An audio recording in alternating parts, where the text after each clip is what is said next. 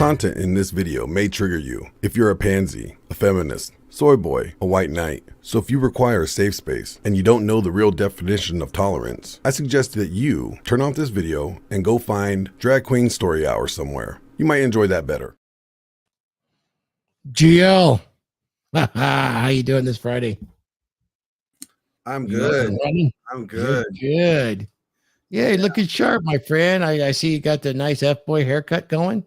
Yeah, I got the F-boy beard. I totally got the F-boy haircut going on, man. Like it's like the full faux hawk. You see that all the way down back here? It is, man. Let me make I like it. Let me make an official comment for those that are jealous. You are nothing but unorganized, grabastic pieces of amphibian shit. There you go. Look at you, man. Yeah, let me see. You got the neck tattoo peeking out. Oh yeah. On both sides, on both sides. I'm like Sir Fuckaboy a lot. I know it. Like if I was like Sir Lancelot, yeah, but just the fuckboy version. Well, Sir Lancelot was the fuckboy version, wasn't he? Yeah, shit. This game goes on forever and ever, doesn't it? Brad. They got the White Knight from the White Knighting.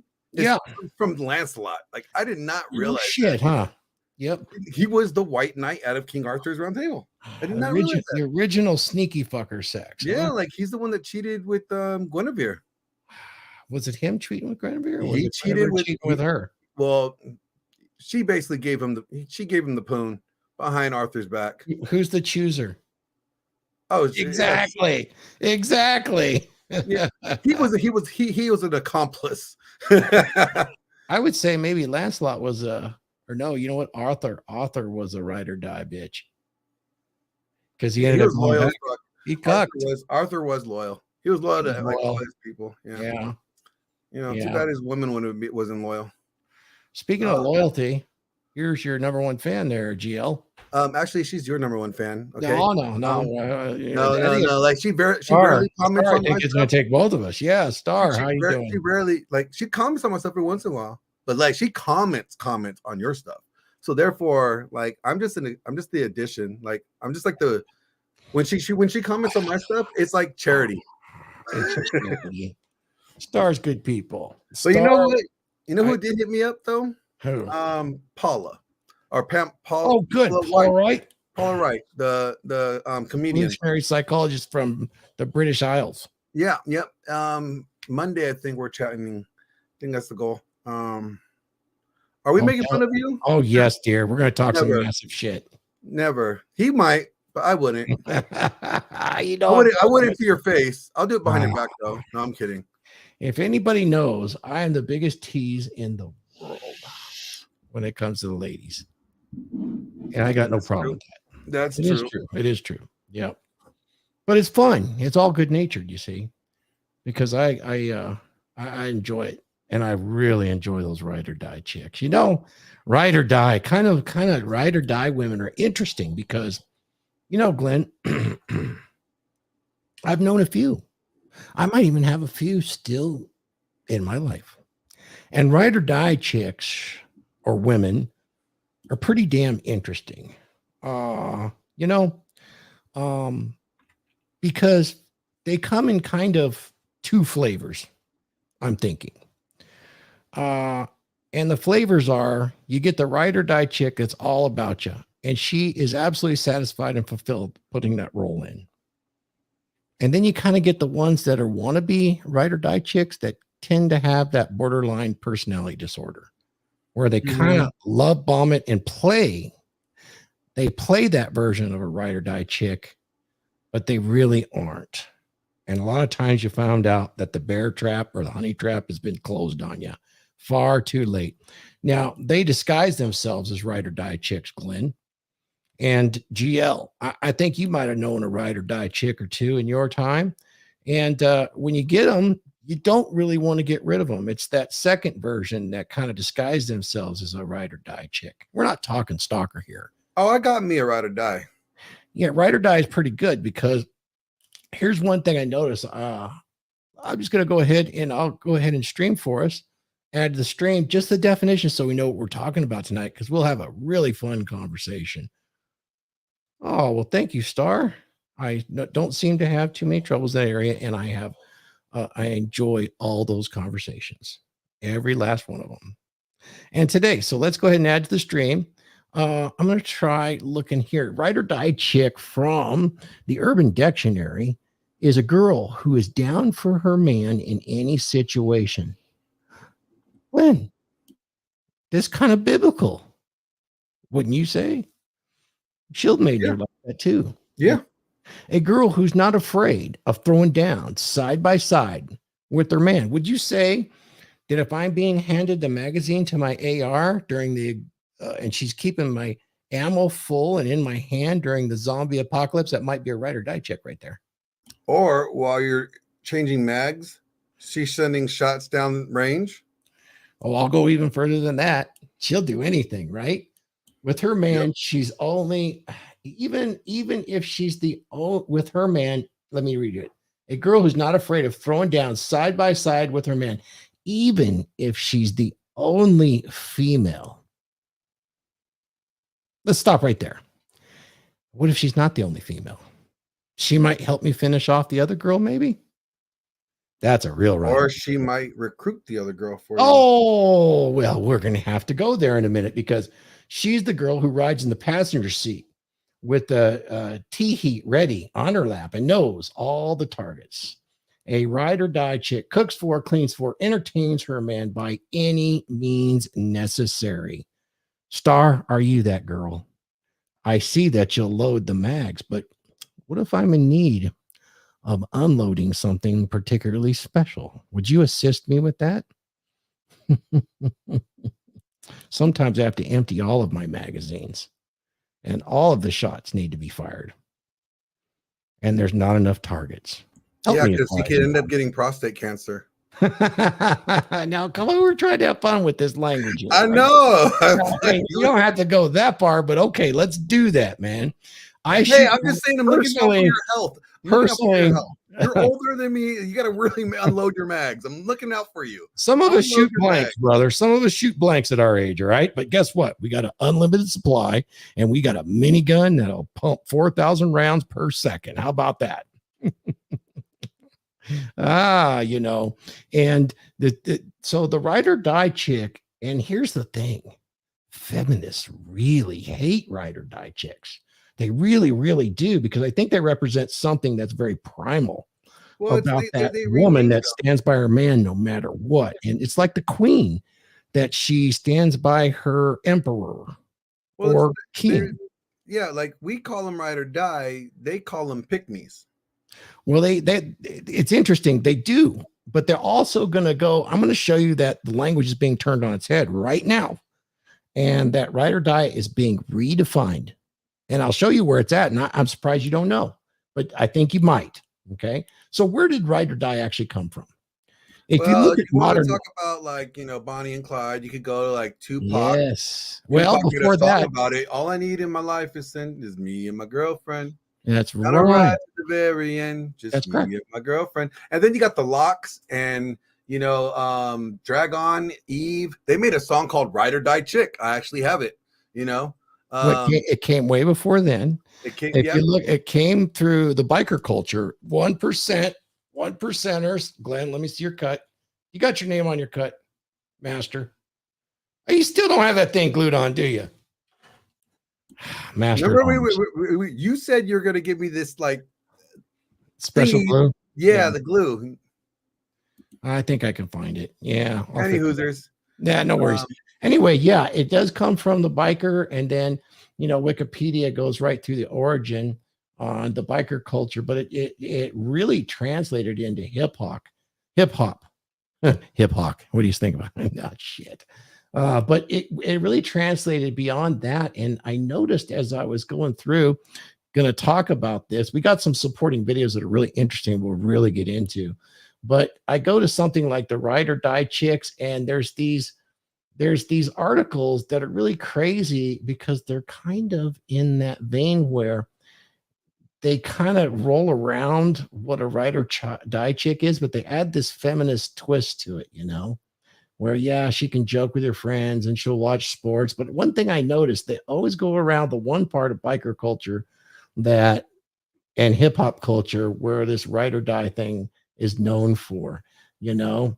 Uh, in this case, this lady wrote on Elite Daily, she will court suitable partners for your friends in any social scene. That doesn't make any sense. That's not what this actually is all about, but this is politically correct. Look at it. It says many people say going out with your girlfriend can be quite boring. Well, not if she helps your friends get laid. She Do you basically think is like this the is wingman for your friends. you think this is really what they mean? Because I know No, about ride or but die like, culture. no. I Yeah. mean, Mm. unless like your girl has single girlfriends and like she like invites her single girlfriends out, and then your friends show up too, Yeah, and but like regular girls do this too, not just right. yeah, like that's what I'm saying. That's not doesn't make anything special. So look at the bottom paragraph. It says, hey, no one bags a badder bitch than the bad bitch herself. The fact that she's willing to go through the effort of bringing your friends, potential partners will score major points in their book, and it will make going out an experience it was worth. Everyone has a better potential of getting some. It could be random girls, but if your partner knows one of her friends is coming to town, she automatically gives you your friend's first dibs. I I think don't this think is a euphemism because no, if you like know it's anything like about this, this is politically correct yeah. because If it's anything, generally if who any, does she actually court, Glenn? she's actually if anything, if anything, if depending on their dynamic, right? She's bringing those girls to her man. She is. This is common with Ryder guys. Sorry, that's exactly what it is. And because she wants to please her man, and it actually, with Ryder die gals, it actually strikes something about them. Females are interesting the way they get aroused. And sometimes they're very aroused by the fact that they have this very high value man that other women want to be with. And it actually strikes that jealousy bone, but that jealousy bone, for lack of better terms, it's in their neurology, is connected to the same spot that actually turns them on and gets them very, very excited for novelty. So They'll get that's mad and interesting. excited at the same time in the Uh-huh. And beginning. they'll be very satisfied with that. And it's called compersion at that point. There's a name for it. But here's something really interesting. As you go through this, they actually hate ride or die. I mean, there's article after article about ride or die promotes unhealthy relationship. These are all written by women. Here's the one love that promotes soulmate. Self-love and like, Yes. all that stuff. You Mhm. got to love yourself better. Red flags you don't ever want to be. They're saying it's all manipulation to become ride or die. I have experience with more than one, and it Well, is you know what? actually not, There- but you can do it that. can be. It Yep. can be if she's really not the ride or die though. Okay, so if Is she's it really though? not, no, hear this out. Like your ride or die is not going to want to manipulate you because she values you, she treasures you. She won't go. She doesn't want to get caught being a manipulative. I won't say the word, but because if she knows if she is, she will lose you.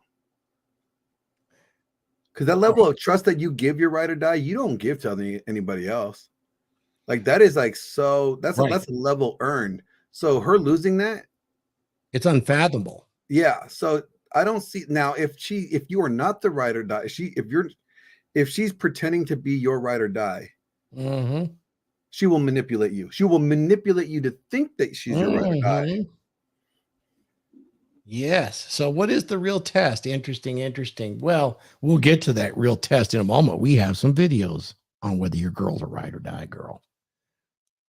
We will come from this with not only the evidence, but the experience. So look at what's going on here. Look at this. Ride or Die by Shanita Hubbard. This is brand new, and this is It's a a feminist feminist. manifesto Oh for my the god. well-being of Black women. Let me just read it briefly, Glenn. I thought you might have been more in touch with this, and you probably are. Do you have a ride or die chick in your life? A ride or die chick is a Black woman who holds down her family and community. That's what it is. They keep on She- redefining it. Like She's trying. why? This is what they do. They redefine words to confuse, baffle you, and dazzle you, so you don't know what the hell you're getting into. And they reverse the order in which words actually mean. That's why vulnerable nouns mean something that it never meant ever. She's that friend or family member that you can call up in the middle of the night to bail you out of jail if ever needed. I'll tell you this, if you have a ride or die chick, yeah, she will steal the keys out of the cop's pocket that you're locked in the back, and she'll steal the car with you to get you free. That's ride or die. And she'll Yep, show you up become and won't America's ask Most any Wanted with question. you. She'll even help you hide the bodies, or she'll get you some bodies. She does anything for her family, friends, and significant other. Why wouldn't they just say her husband? No, because Because it's politically correct, even at the well, no, cost of just her own because, well-being. just in case she's a carpet muncher, she might not have a husband. She might have a wife. It goes on in depth, but I found it really interesting. But this is about very much promoting the Black women, which I love them. I think they're absolutely wonderful. They're women, but this is a perversion of the language again and a misunderstanding. Just say something else, Star, you'll help me bury the bodies. How about will you help me get the bodies? That's really what I'm looking for. And you'll know what I mean in just a minute, sweetie. I'm sure she catches your drift. Okay, Glenn. So this ride or die chick that we're talking about, shall we go into the examples of what they are? And then I got a little story about the gal at the last. You guys want to watch that video? Well, I think we have to preface it. Okay. Yeah, so not all ride or die chicks are the same. Let's preface this that depending on people's, their depending on their personalized relationship with each other, that ride or die experience is going to be displayed in many different forms. Now, typically, let me say this, typically in this sphere of ride or die from biker culture, okay, ride or die are going to be very close to what we're going to show you here. But depending on your background or your worldview, ride or die is at least 2 to 3 of these principles that you're going to see. They have to have at least 2 to 3 of them in here in order to be considered a ride or die. One of the interesting things about biker culture and then hip hop to a certain extent is ownership. And that comes a little bit from the Bible too. Responsibility. It kind of depends. It really depends because there's some sections of like hip hop where it was very like when you got to like the gangster rap stuff. Yeah, that was more close in line with biker culture. It was very much in line with biker culture, just presented differently. Yeah, it was presented a little bit differently, but in biker culture, they often would have cuts for the gals that said "property of." Yeah, like just in the hip hop culture, they tattooed them on their names, on their bodies, and that was reserved generally for the ride or die. Yeah, yep. Yeah. So you want to, now that you've prefaced the videos, let's take a look at what it seems to me would be ride or die gals expressing themselves. Now, let's say some of these gals are embellishing for the camera, but their principles are true. Here we go. Welcome to ride or die in the modern era. His heart, not his life. Yeah, correct. Yeah. It's very valid. Yes. Yeah. Make his dick hard, not his life. So he will make your pussy wet, not your eyes. You need to bring more women for your husband. Trust me, the moment you accept this, your life's gonna change. Hey, baby, I'm just trying to show you the blasphemy. I actually do agree with the first woman's point. Although it's controversial, more and more women are realizing that variety is the spice of life in many relationships, although it doesn't work for all of them. However, the way this faith-based couple handled this and made a parody of it, it's not funny in any way, shape, or form. This is no display of the divine masculine or the divine feminine. In fact, it's embarrassing. This is why we have issues with women who are now running the households as men and men who turned into the feminine, who've been castrated, not to mention the issues we have with DV that are already against men that are already joked about. So I do not condone this in any way, shape, or form. In fact, if I was this man, I would be embarrassed that my wife put me on like this. I'm so curious to hear your thoughts on this, and let me know in the comments below. Love Janelle. My husband is my boss. My husband is number one. If my husband tells me, hey, sit down, I'll sit down. If he tells me you can't go out with your friends today, I'm not going to go out with my friends. says, hey, go wash this dish for me, I'm gonna go wash the dish for him. I chose this man to be the king of my life, and yes, I agree with everything he says, and I do everything he says. And I did that because I chose this man. I put him in this position of my life, and this is how I honor and take care of and love the man in my life. So I tell women out there, you want a man in your life, you want to be happy, figure out what you would do when you are happy. Because I am happy. My husband does so many great things for me. And I would do that for him. I obey him, I respect him, and I let him be the man that he is. I chose a man that I wanted to follow. I chose someone to lead me, and that's why I will do anything for him. Glenn, I just want to stop it there and comment on the fact that many women who do this and understand this, they actually really engrave themselves right down to the neurons in their man's mind. They really do. And they don't realize that they get that deep in there. Guys love idealistically. And when something like that is done, that level of, I mean, that level of possession and obsession increases in the man. And I've seen many, many women from different cultures that do this, very, very happy to do this because the results they get from their man is inspiration. You want to inspire a man? Do this. Because well, it's like, it's the amount of imprint that man has put on her too. That really determines a lot, right? Like the level of imprint that he put on her, and there's a lot of aftercare through the process. And I'm not just talking about the sexual aspect of it, but just like the overall nurturing of that. Like there's a lot of facilitating and security that's provided, because women just don't naturally go there. What do you mean? The guy has to be that guy to get that from her. You know what I'm saying? Like, oh yeah. So like this is not just like, that's not a default position. No, However, it's not like, he just shows up. I will say this. I've done enough of the consults and things of that nature to find out that women don't offer enough of a view of that as a potential long-term relationship. Not anymore. They don't.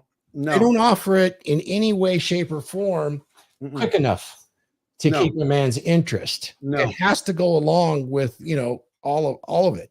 It really does. We can get into that later about and it's like it's interesting because three date rule and all that stupidness. Because I want to make guys know that, like, just because if you run into a girl and she doesn't like immediately behave this way or show you the ride or die signs, it's because you have not yet earned it. You have not proven yourself worthy yet. You're not there yet. Well, that's a good point, because that actually is a great screening example that you brought up, Glenn, because look, GL, if the girl is love bombing you with this stuff right up front, she's likely one of those borderline. And she's she's BPD. If she's giving it to you without you earning it, that bitch is crazy.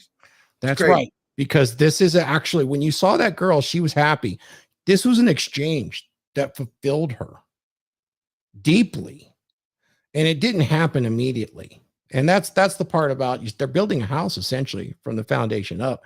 And that's not something you do right away, because so that's a really good point. That level of submission and deference, right? Yeah. That takes a lot of trust. That's built on a very strong foundation of trust. And that doesn't just come easy. No, it's an incredible team building thing too. It is. They both nurtured that there. They both brought that to life with his leadership and him consistently and regularly being that guy and not falling short. That allows her to be that ride or die. Yeah, and modern gynocentrism really hates that, because what it does is it really usurps the value that they try to offer women with their careers and you can have it all mentality, which is not true. This is something that takes a long time to build, and this can happen. This is more likely to happen than being able to establish that career and then get your children and do everything you want. As far as probability is concerned, we got half the population thinking they can make it into their 40s and then have children and end up that fulfilled. And that is incorrect. This basically supplants that. And it really upsets the apple cart, because it's really a way in which a woman can find fulfillment without having to do all the correct. BS that the feminists are telling them. Like, a woman could be a ride or die and experience a better life overall, joyfully, than having to chase a career, you know, and compete in the world of men, you know, and not be fulfilled. You know, that's why the feminists hate it so much, because it's the it's the better choice for them. Yeah, and I'll get into this in the end, because I have kind of a prediction that's going to span a couple of decades or a couple of generations, because I'll come back to that. Let's finish what we got here. This is Nikki Glazer. She's a comedian.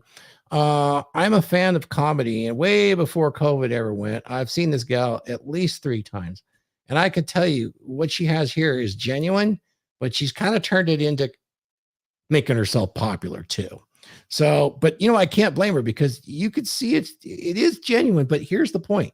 It doesn't matter whether she used it for her career or whether she is genuine about it, because the outcome is the same. And Glenn and I will discuss it. And I have another video of her where she really goes at commercializing this. But we'll talk about why it doesn't matter, because you could see through it. So here we go. Nikki Glazer. And this is kind of, she expresses exactly what I'm very familiar with several ladies. Very. And it's a beautiful thing, you know, although she has no discretion as far as, she doesn't have a filter. So here we go. Still a proponent of non-monogamy? Yeah, not for myself. I think it's But it was something for yourself, or for the person you were dating. I'm a weirdo, right? and I like my boyfriend to at least entertain the idea of being with other women or be with them. I think it's about like, I want to be on HBO Max because people watch HBO Max. It's a cool network. I want my show on a place that is a cool, shiny, like I want things that other people want. Would you be cool with him sleeping with somebody else right now? Yeah. I mean, if you wanted to be with her, no. Then go be with her. Like, don't be with me. It'd be like if I was like cooked him a meal every night and someone else made him a meal. I wouldn't be like, another person cooked you. Like, that's how I look at sex. Whereas like, he likes my cooking the best, and part of my cooking is dependent on him trying other things so that I can try them for him. You don't think it would hurt you? No, I know it wouldn't, if you want to be honest. In the past, we've experimented with this because I had these feelings of like, I wouldn't mind if you like had a little fling with someone else, not like emotional. That seems like. Well, you found it like attractive, right? Yeah, or, like, I want things on. that, yeah, like even if she's hotter than me or like looks different than me, like I don't really care what she looks like. I like it. He's a hot guy. I'm like, yeah, check this out. Like, it's like lending your friend your sweater or something. I'm not doing this with my friends, but it's like, have fun in it for the night, but give it back to me. Don't stretch it out or whatever. Like, everyone has their own kinky thing. My thing is, I don't mind that. And does he go through with it? No, but like, could he? Yes. Lie. Is it a two-way street of like, I can do anything? No, because I don't really want to. That's not my thing. And who knows? It might be my thing someday. I'm a very like open person to anything that might come about. But yeah, that's my kind of take on non-monogamy, I guess. So Glenn, she immediately, definitely, you know, she brings out an interesting point that of course she wants to embellish this for her HBO show. Oh yeah, it's. But I will tell you this: years before, I think it maybe like personally, I think she probably had the fantasy of it. No, it went beyond that. We've seen her live, and she advocated that. She said it turned her on immensely. I have a video somewhere. I'll have to dig it up. But she had talked about, you know, the thrill that she had felt knowing that her man could score and actually have sex. And here's the thing. She even admitted to being intimately involved and observing all this, and it turned her on to an intense degree. First of all, it was just the thought. And then she actually, when she said she experimented with it, she's trying to back up because the video's out there where she talked about this and the experiences. And didn't she like interview the girls? Well, that comes to the show. But here's what I think she did. She was very honest with this, and she's kind of a ride or die chick. And she's been really open about her sexuality as a comedian, which is great. She made a good living at it. But she brought this out that she really liked her high value man to have more than one woman, or at least have the availability of other women. This is spinning plates, essentially. But this is more than spinning plates in the fact that these other women were on par as sexual partners with her, but they didn't have all the conveniences or his loyalty. And You know so what's kind of interesting though? Like, she really got turned on by. She talked about this on, I think, My Mama's House, the podcast. yeah, but here's something interesting that she said. This is not about him. No. This is about her satisfaction. Yes. So I actually pause for the ride or die theory here. If it was for his enjoyment, if it was his desire, right? Then that would be ride or die. Right. But the fact that it is her desire, that doesn't make it ride or die. No. Because he doesn't follow through with it. She even says, like, he doesn't always, act on it or follow through with it or actually pull the trigger. But Not the cap. That's what I say to her. I mean, yeah. I'm just basing it off of what she says. Right. But based off what she says, if he's not the one really following through with it or the one that's desiring it, and this is her desire, it's her kink, then he's the ride or die. Well, I don't think so. And I don't think so because I'm kidding, but I'm just saying, like, hear what she says about getting turned on by him, the thought of him basically throwing game down. I've seen this in real life. Throwing game down and being able to consummate that is such an amazing erotic turn on to some women. And the proof is actually was written about by Nancy Friday in a book that's very old called My Secret Garden, which I recommend our viewers read because it's really revealing about women and their fantasies and how actually sexual flexibly they are. And that most of them actually do involve either being taken in some way that's slightly out of the ordinary or slightly out of their control. And in the fact that there may be others involved in it from a powerful man that she's very, very attracted to, yet she maintains some sort of control emotionally with him, as if he is her beast and she unleashes him at her will. And it's super arousing to women. And I have found this to be actually true. I have some friends that are, they live an alternative lifestyle, right? Right. Same. And his wife sources the girls, right? And I could see her as the ride or die because this was something that he brought her into. Yep. Right. And she chose to live in that frame. I agree. And that makes her the ride or die because it wasn't her this wasn't her thing first. Okay. But she adopted it because his imprint onto her, and she wants to stay with him and she loves him and she's dedicated to him. So to her, it's like whatever. It's almost like the girl in the beginning of the video, the one with the head scarf, right? Where she's like, I do whatever makes him happy, that's kind of how my friend's wife is when it comes to it. Yeah, but willingly. But her, she's happy, and it wasn't initiated from him. That's where I'm kind of like, she is ride or die. You could say that, but the epicenter of it, if it was his initiation or his desire, that would make it ride or die. Yeah, but wouldn't it? I don't think so. I think that they do anything. Well, looking at the Urban Dictionary, she'll do anything to make him happy. Here's the thing, though. You got a good point, but if making her happy is making him happy, now we have an endless circle. Okay, yeah, then okay, I can see that. To see it, and here's the thing: some women don't even understand what actually turns them on or is excited, and they get frustrated with men, or they have difficulty even reaching orgasm for many years in their life. And so they don't even really know. And That's very unfortunate because us men, even men in the red pill space like us, really, we still follow that. Hey, it's me or nothing. I'm alpha. I'm not beta. And, I don't really prescribe to that. I prescribe more to a dominant masculine presence. And if you're going to engage in those I sort of don't. things, I prescribe to, like, don't even, if they don't want to. If they don't want to do, they don't want to live in your frame. Let them go.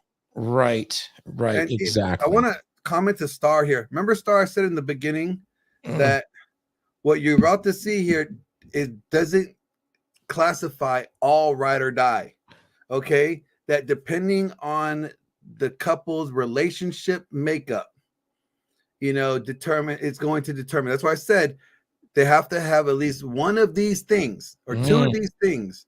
All right, the first two gals that were in the beginning, they weren't talking about sharing their man. They were talking about being loyal, being submissive, being doting, tending to him. This will lead into our next video. So it doesn't always have to involve the swinging. Okay, And that's what I want to many make. times it doesn't. Most of the time it does. It's for a very selected group of guys. It does. And that's like probably less than 5% of the world's population of men. Yep, that's what we're calling high value now. They have those options. We can't. I don't know what we're calling it these days. Yeah, but they're the top. They're the top GLs. Top GL. But yeah, so it doesn't have to go that way, but it's definitely something like I was talking about. You were talking about, well, if she didn't want to do it and he wanted her to do it, but she was ride or die and she did it. Here's the thing with ride or die gals. They do what he wants, but they want to do it. Well, yeah, it satisfies their need as well. Well, I would call that full submission.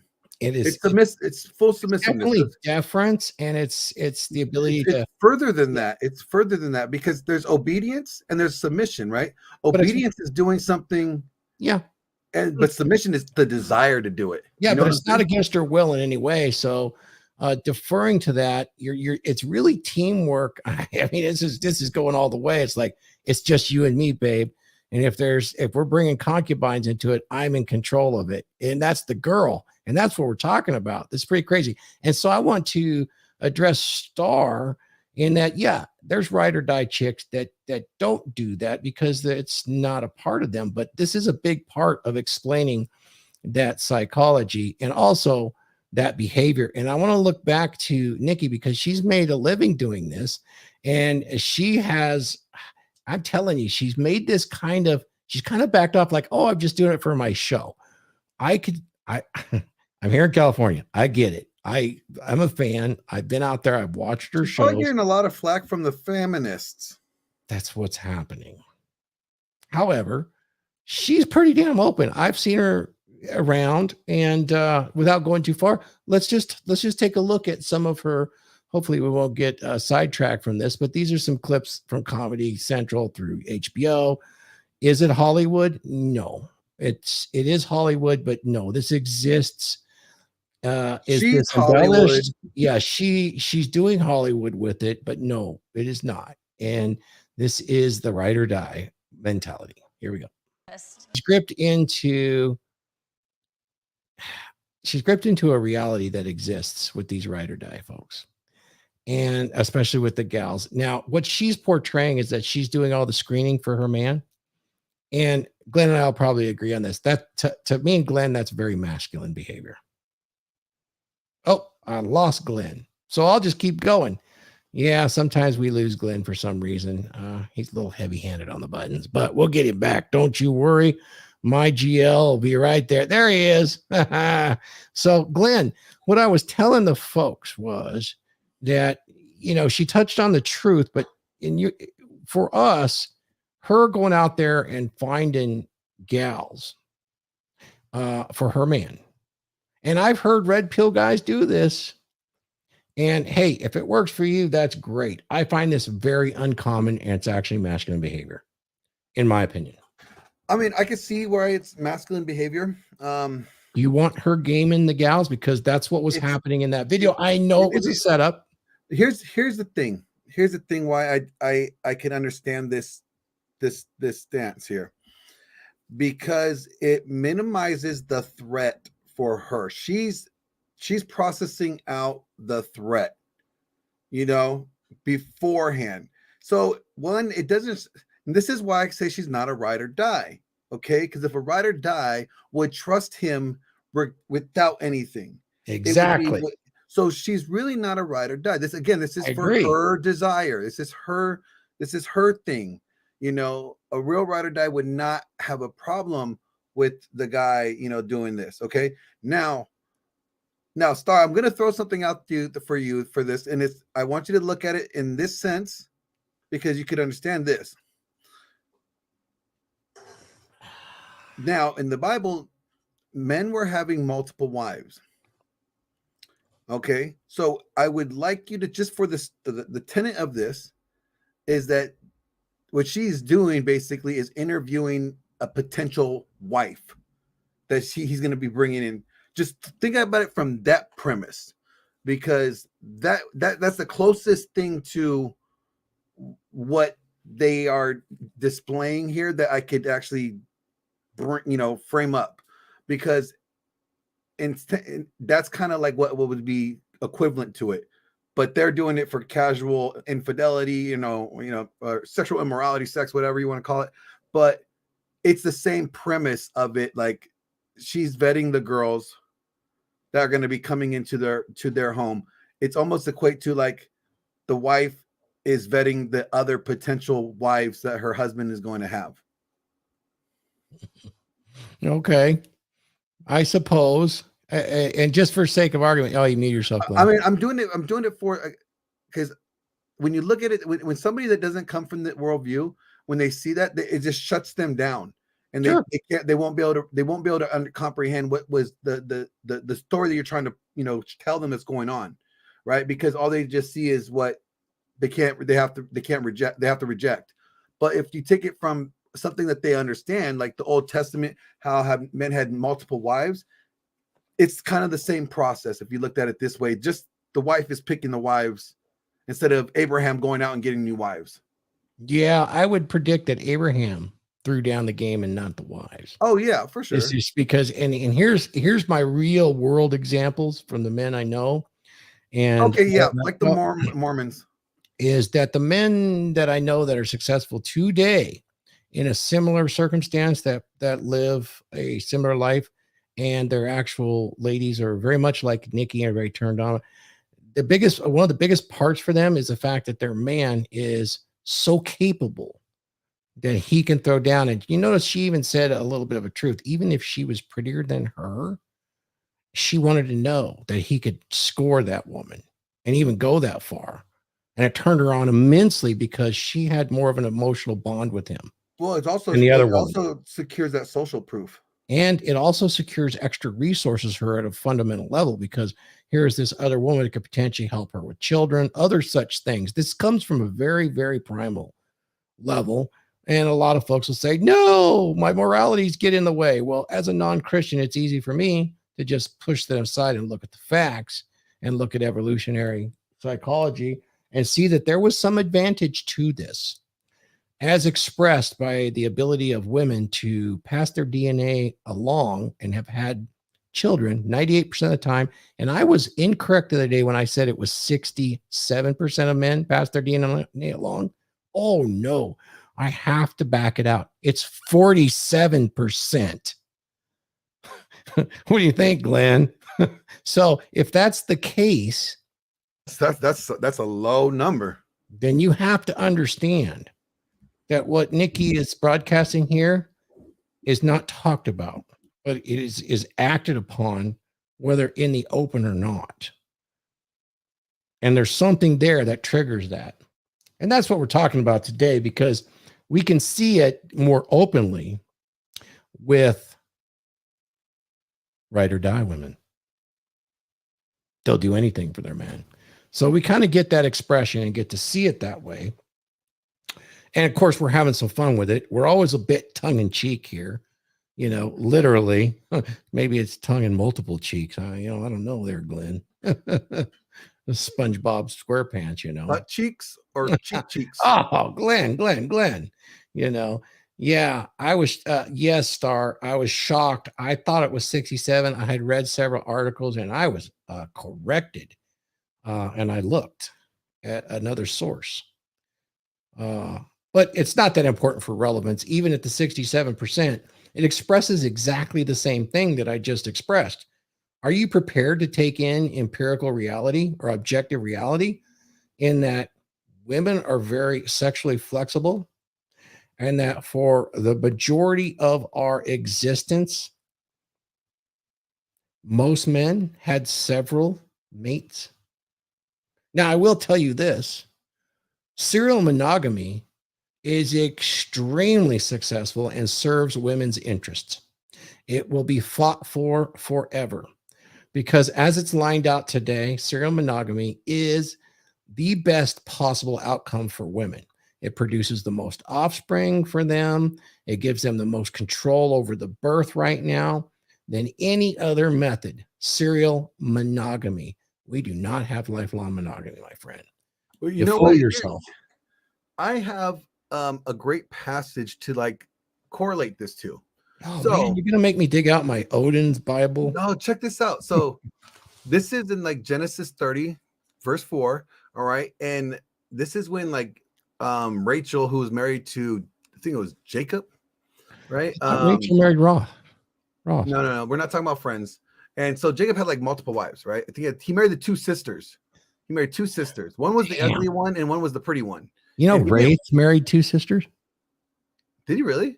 Yeah. Our Wraith? Yes. He would. Stud. Anyway, so what's going on here is like, so one of their wives, they couldn't give birth. So the wife gave her husband her servant, and God blessed her. It says God blessed her for her giving the servant to her husband for him to have Bless her with there, Glenn. She ended up having her own children. She ended up having two. Both of his wives. She got satisfaction and fulfillment for doing it. Yep. Brother, that's ride or die right there. The fulfillment for a ride or die gals. And this dude had two ride or dies because both wives did it. And the dude had tons of kids. But it started from the fact that these two women, like, they were struggling with getting pregnant, and so they gave their husband a servant wife to pass on his legacy, and out of their obedience they got blessed. Like, out of their desire to carry on his name, they were blessed. So it's in the Bible. So you can see that this is ride or die is a thing. It's a biblical thing. Mm-hmm. Yeah, I've seen that. Interesting. Yeah. So, I mean, a lot of guys would like to try this, but it really, you got to be really special to hold it together. If you got a ride or die chick, it definitely helps because you have some room for wiggle. If you're going to try that multiple gal thing, I think that for nearly all men today, that serial monogamy is what they actually got. You know, unfortunately, or fortunately, depending on how you look at it, like I said, serial monogamy really serves women. They end up with more sexual partners, more sexual opportunities because they basically have unlimited options.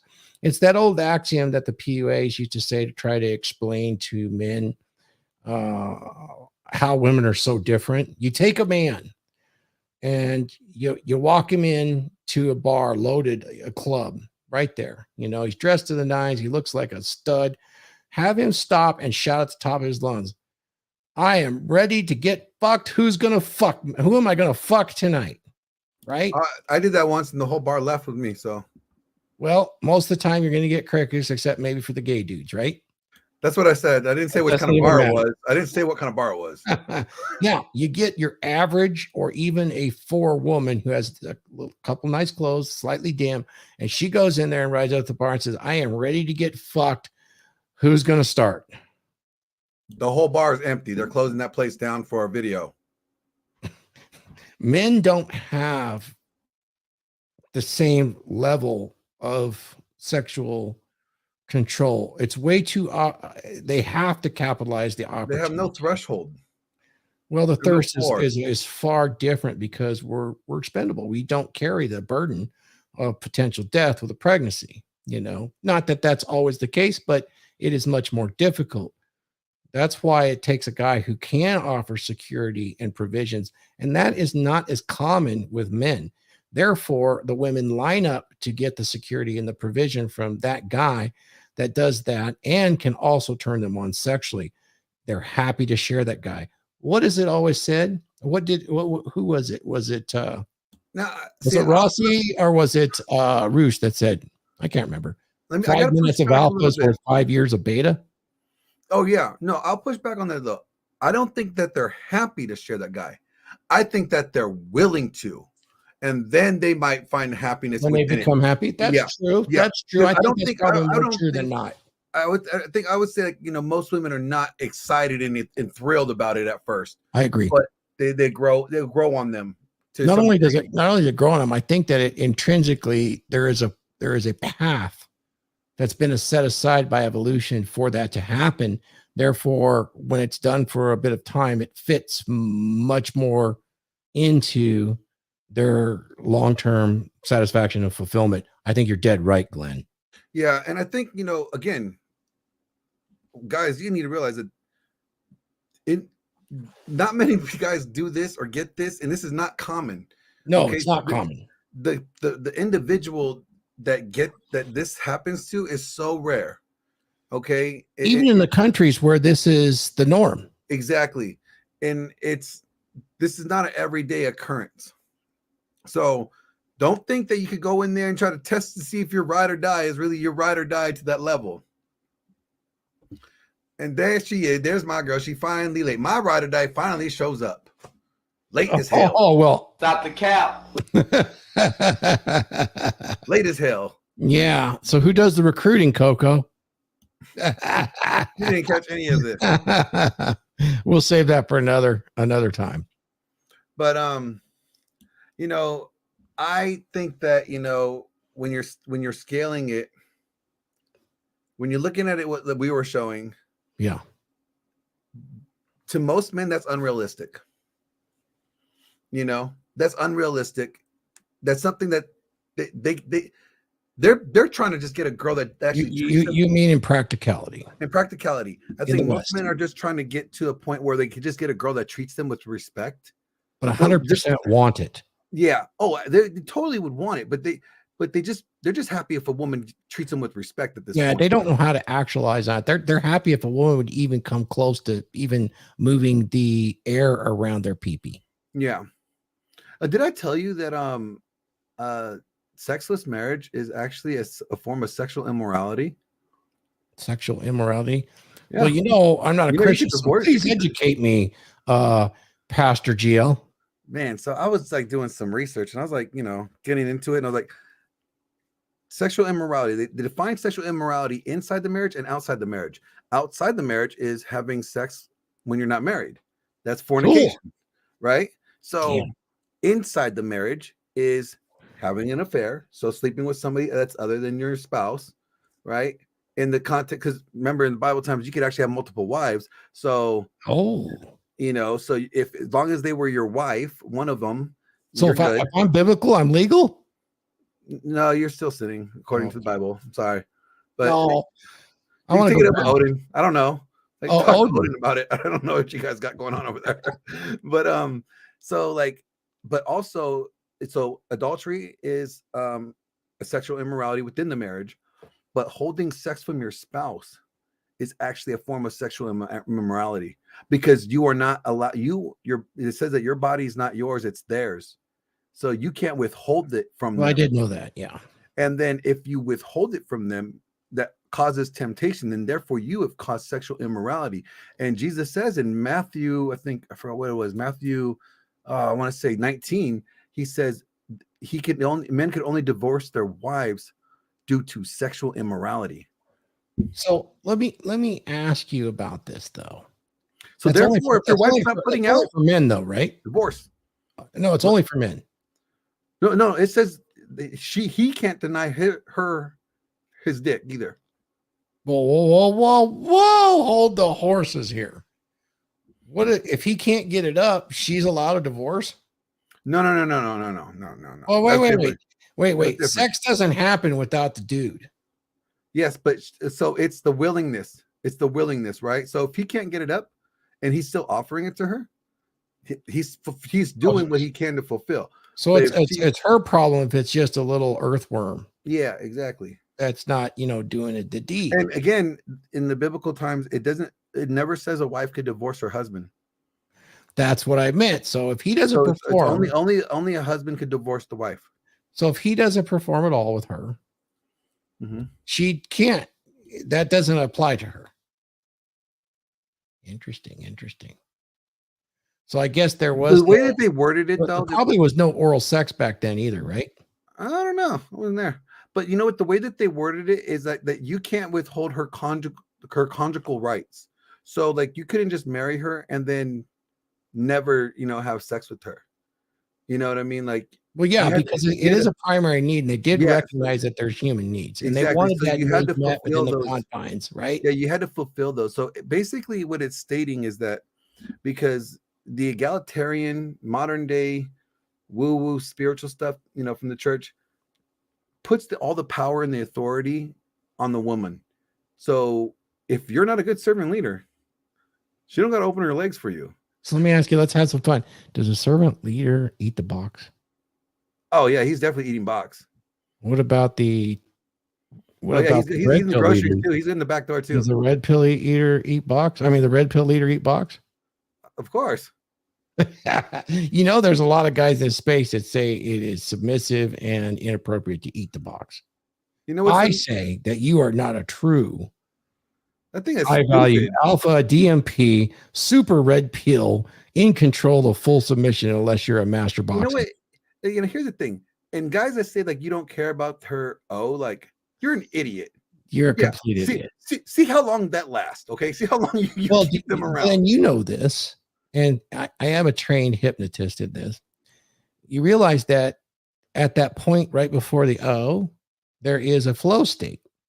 And that flow state, if you're into conditioning a gal, possibly to become a ride or die, that is actually an avenue that would have nearly no firewall whatsoever. There's a point of no return in which she enters flow state and everything is on the table, pretty much. Any woman that's had anything that gets like that and gets that flow state even close as that ramp goes up knows when they get to that point. And I could tell you exactly what it is. It is that point in which, yes, Coco, you'll know this very well. It's that point where you or the woman can no longer form coherent sentences. And you speak into her left ear, and the conditioning, of course, compassionate compliance conditioning is what you would do. And you could essentially condition ride or die that way.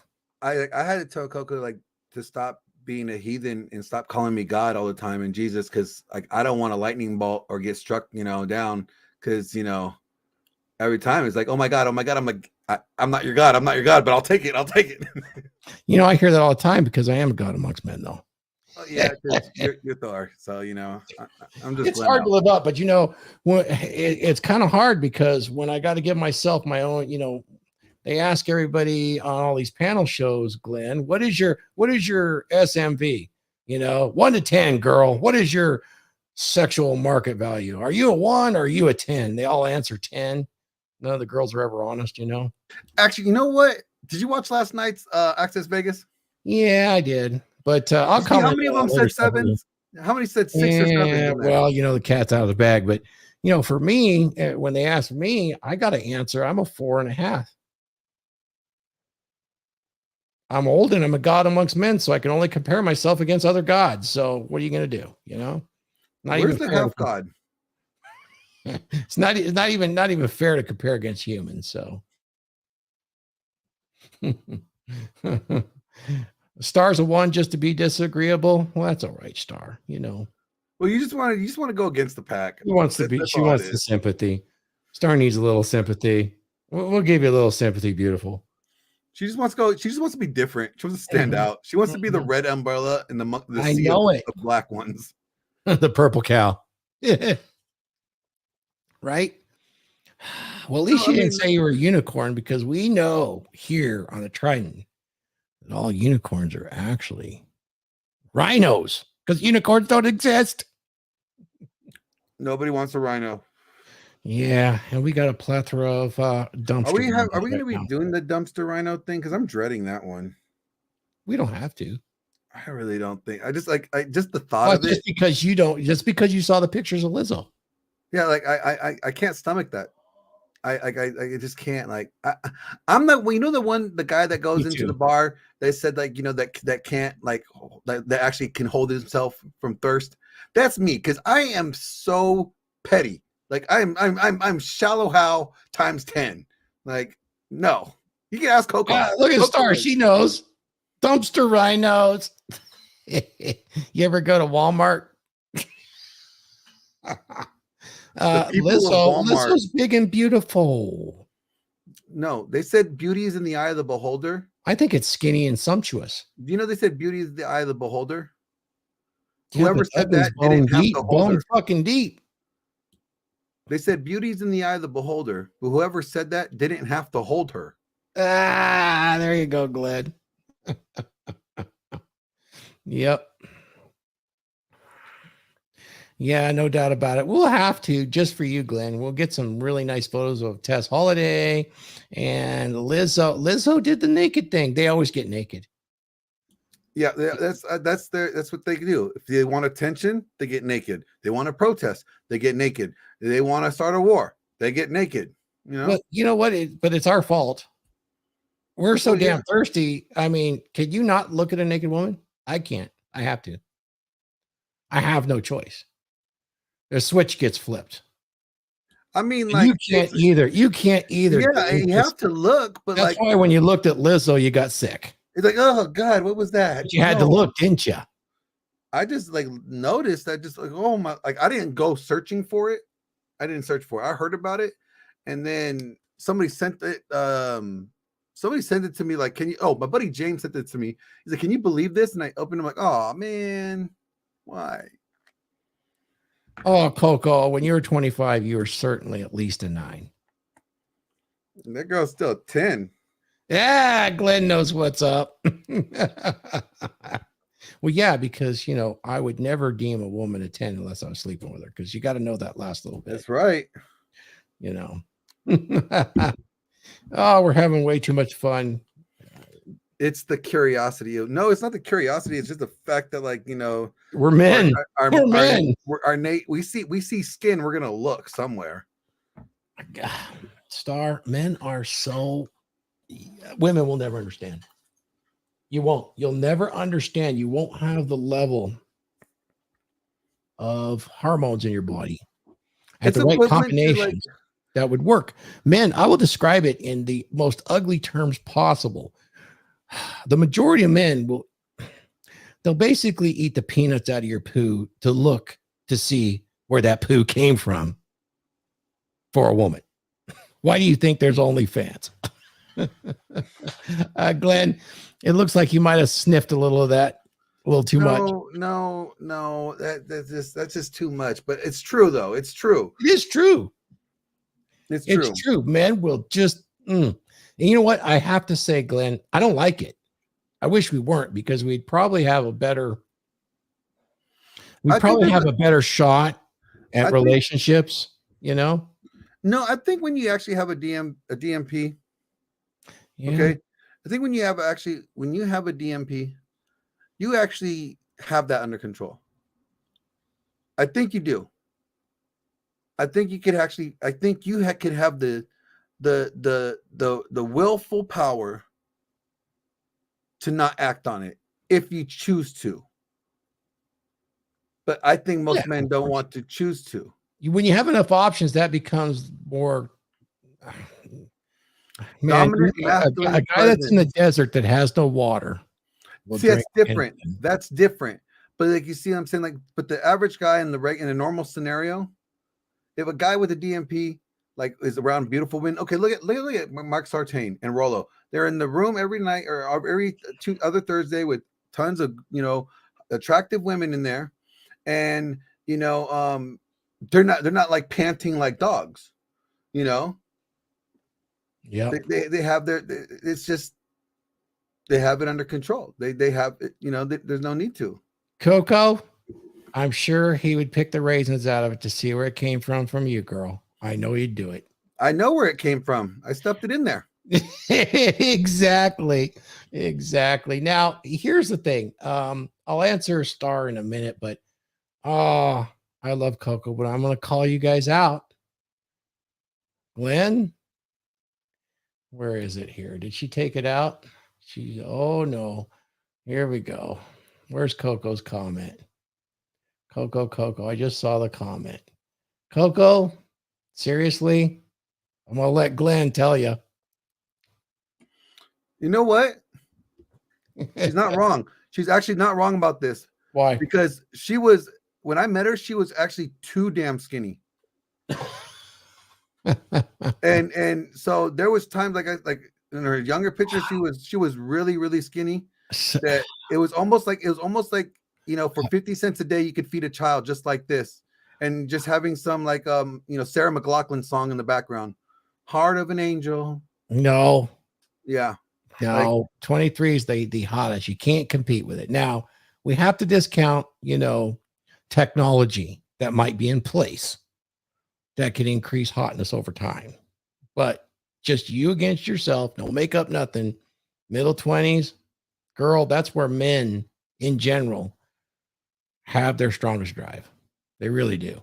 I won't say that women can't get hotter by learning how to make their appearance and their energy better, but just based on appearance alone, I would have to tip the scale. So you're basing it on an all natural, no augmentation, kind of evolutionary psychology type thing. Yeah. You're basing it on no like maturity, no fillers, no nothing, just all pure natural, all natural. Yes, because even us guys, like for me, I can understand from that premise. I can be huge and big and look much better as I got older than I did when my early 20s. But for me, being more mature and older is for a woman much more appealing than when I was in my 20s. But for a man, a woman all natural, no anything, even her energy is just attractive at that fertility range for sure.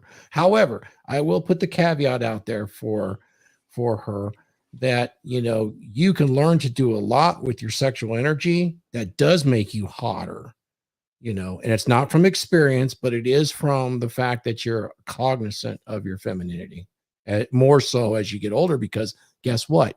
It's aging out of the market. Therefore, you're more aware of it and you use it to your advantage as much as you possibly can. You know what? Here's the thing though. Like and I'm not sure if this is the real thing or not, but I've seen women in their 30s that are outshining girls in their 20s. And that's because all the fatness there, Glenn. Well, it's not just the fatness, it's also the attitude and the agreeability.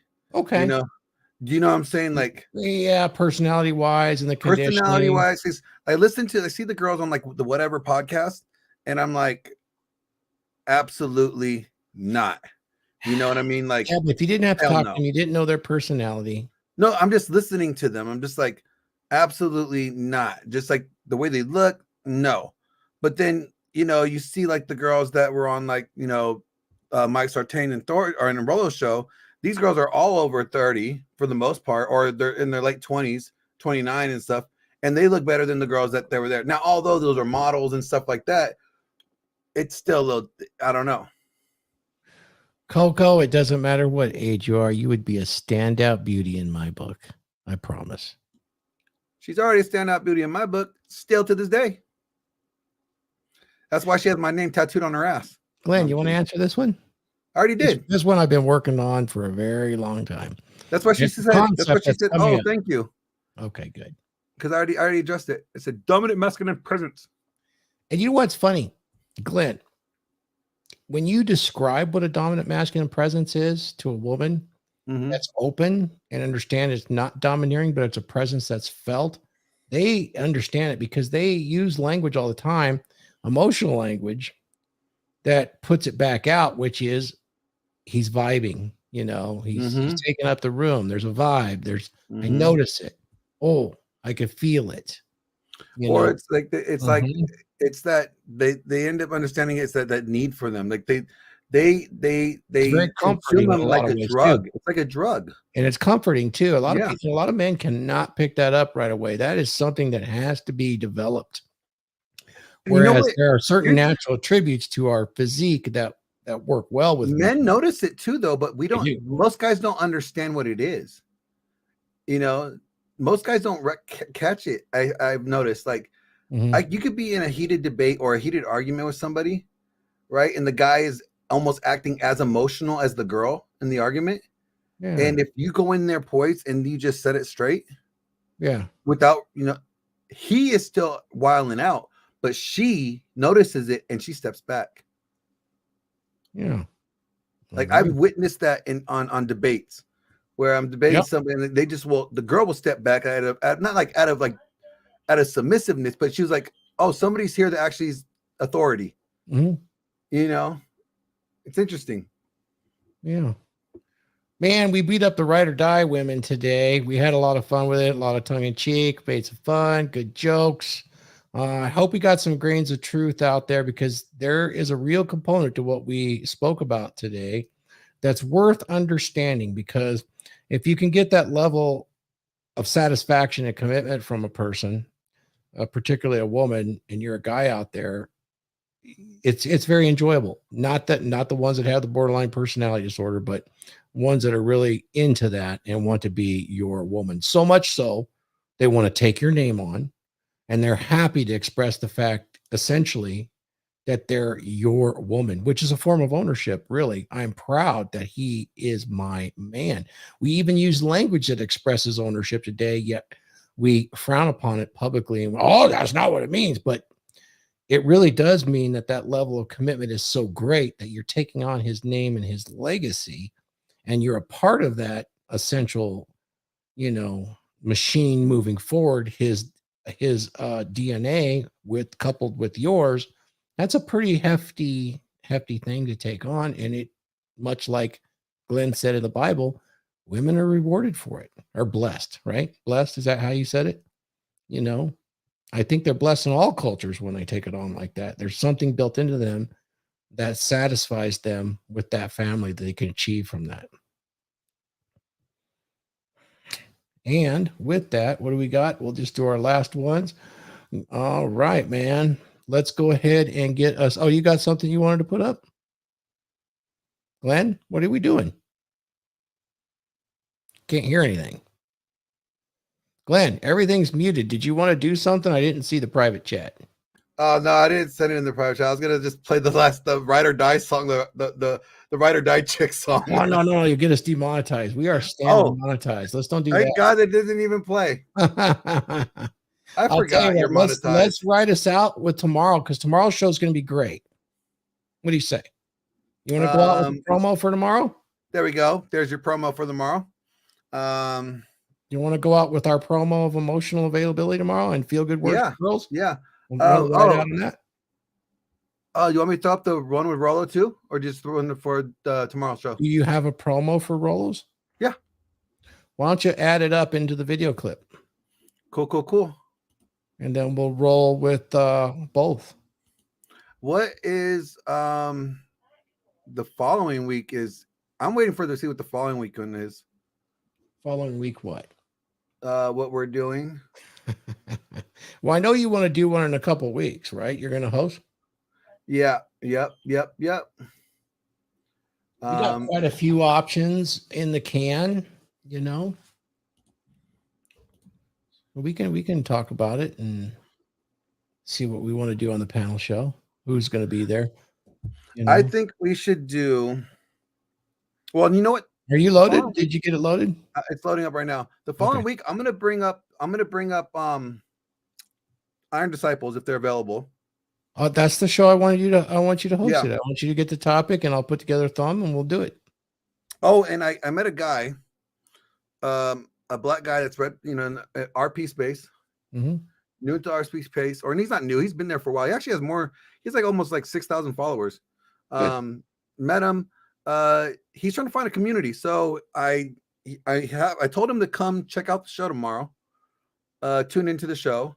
Nice. And I was gonna have you after the stream, while we're still in the backstage, pull him up.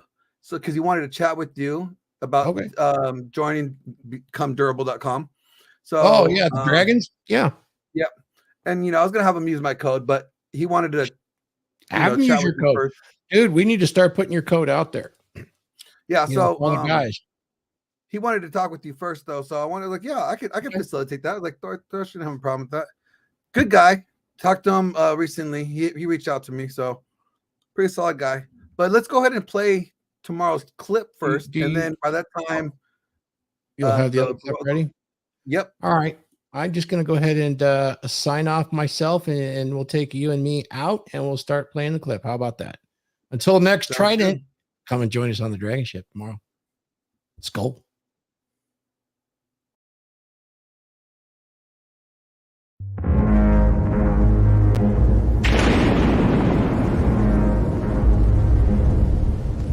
Next on the Dragon Ship, we're going to be talking about emotional availability. What the fuck is that? We are no longer dating emotionally unavailable men. An emotionally unavailable man. Emotionally unavailable. That you can take to become more emotionally available in your relationships.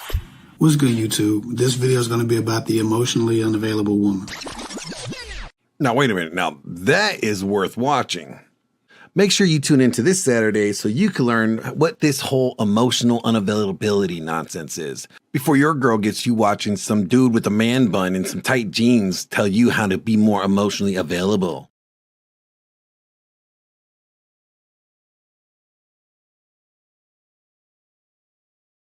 Yo, it's your boy Glenn Lawrence. So recently, I got a comment on one of my videos. And the comment was on a video that I did with Mike from Iron Disciples. And they said that Christianity can't be true if the red pill is true. The both are too contradictory. You know, and there's a lot of people that in this space that think that if you're a Christian, you can't be red pilled, or if you're red pilled, you can't call yourself a Christian. Well, you know what? I decided I'm going to reach out to Rollo Tomasi and the Iron Disciples to see if they wanted to collaborate with me on this very topic. And they both agreed. So in the next video, you're going to catch me, Rollo, and the Iron Disciples breaking down this very topic. We're going to show you guys how both Christianity and red pill praxeology can coexist. She's not a Christian!